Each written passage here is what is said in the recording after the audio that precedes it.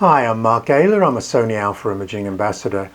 I've recently been using Laowa's super wide angle zoom lens. It's 10 to 18 millimeters, native E-mount, so you're not going to have to use this with adapters.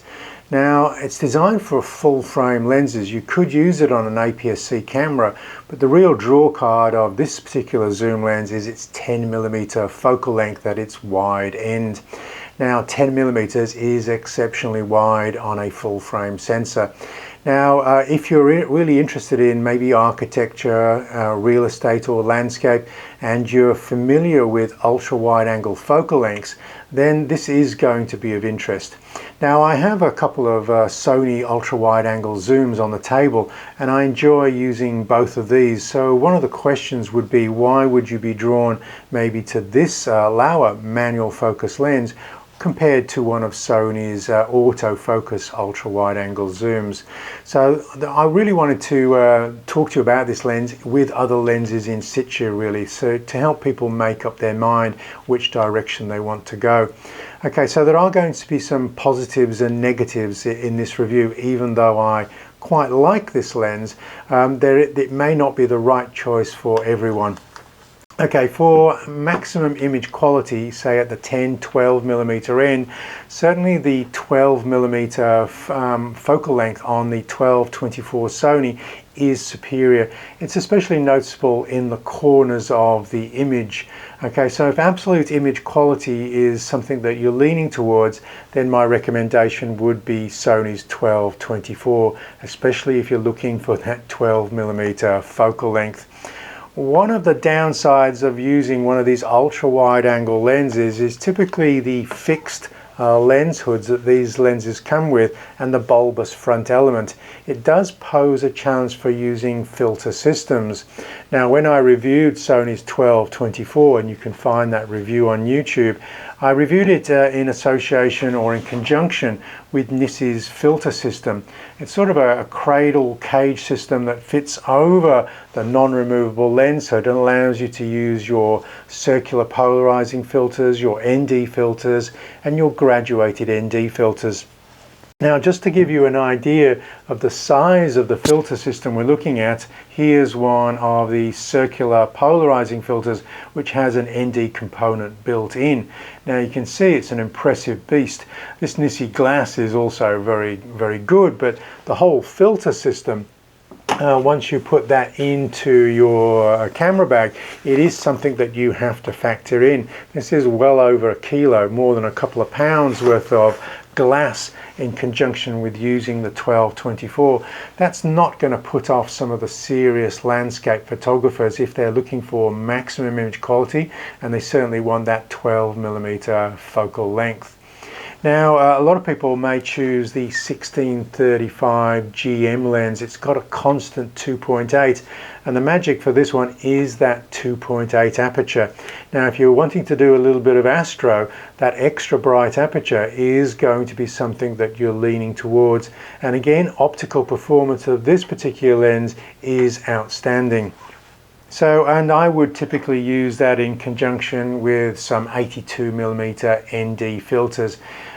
Typically, if I want to use graduated filters in this one, I may just lean towards taking a couple of exposures and blending them in post-production.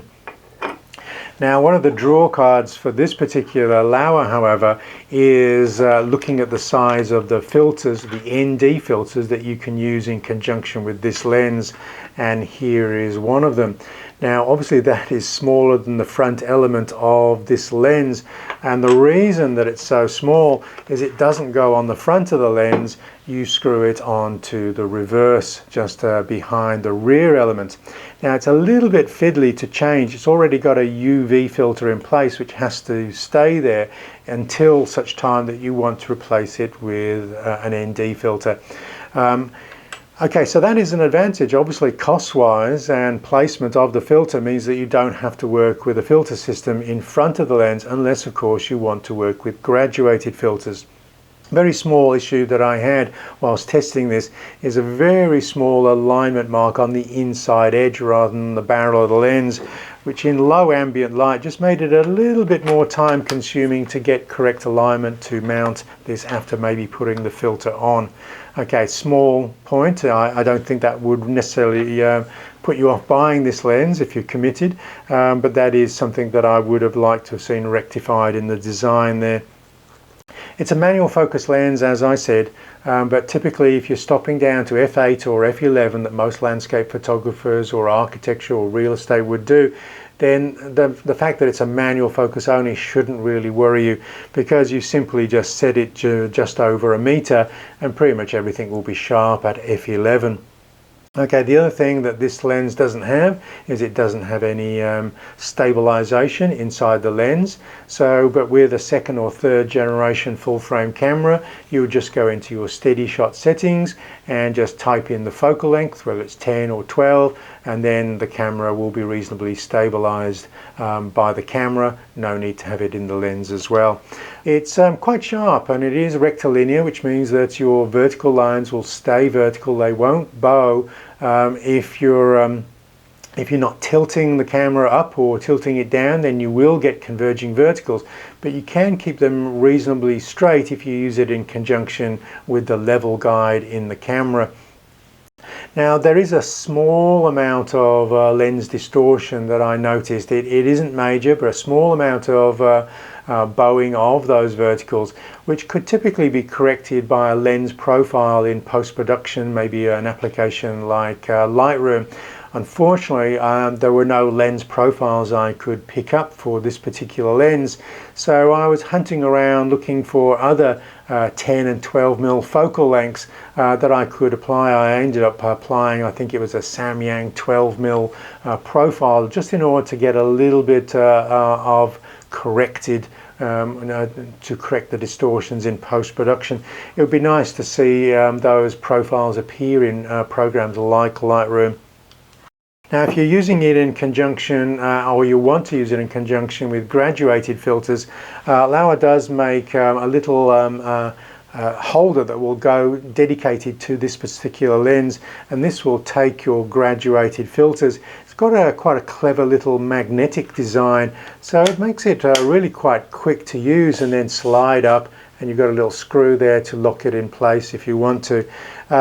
It is quite easy to use, I have to say, but having said that, it's not going to be something that I would typically have to take on location with me, because there is a post-production workaround, which is simply just to take 2 or 3 exposures and then use the darker exposure for the sky on a separate layer and merge them inside of a program such as Photoshop. Now, if you're looking for absolute weight saving, not only size saving, because this lens is quite a heavy construction, it's obviously a lighter than both the ultra-wide angle zooms, but it's only 15% lighter than that 12-24, because although it's only half the size, it is a heavier solid construction. That might be seen as a positive by some people, but if you're really trying to pack light, and go really light on your kit, because landscape is only one of your many genres, then you may be looking towards one of their prime lenses. Typically I was using a Voigtlander 15mm as my very light lens, but even then I had to modify the lens hood by removing it in order to use that in conjunction with a filter system. And I believe that is something that you don't have to do with the Laowa primes. Okay, so lots of food for thought. It's a lens that I have enjoyed using. As I said, it is a little bit of a challenge to use at that 10mm end, because everything seems so far away. So you really have to get up close and personal with the hero element in your subject to make a dramatic composition. Otherwise, many people's compositions just look very empty. I'm not a big fan of the converging verticals, so I did in most instances try to keep the camera level using the level guide in the camera, so I could minimize the converging verticals. If I ended up with a small amount of converging verticals, I would just use the transform controls inside of Lightroom to correct those, because I'm not a fan of very steep converging verticals, I have to say. Some people find them compelling, so it's something that I am not drawn to. Certainly food for thought. You know, you're probably not going to want to own all of them, but certainly if Astro is part of the equation, then maybe it's the GM. If image quality, especially in the corners, is a priority, maybe it's the 12-24, especially if you're not put off with the size of the filtering systems.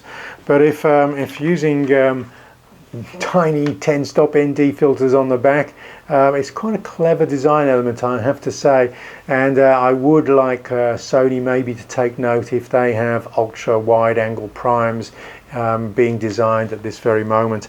Okay, so I'm Mark Gaylor, Sony Alpha Imaging Ambassador. Head over to my website, markgaylor.com.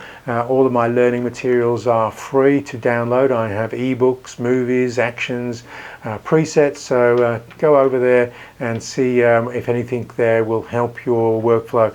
Okay, cheers.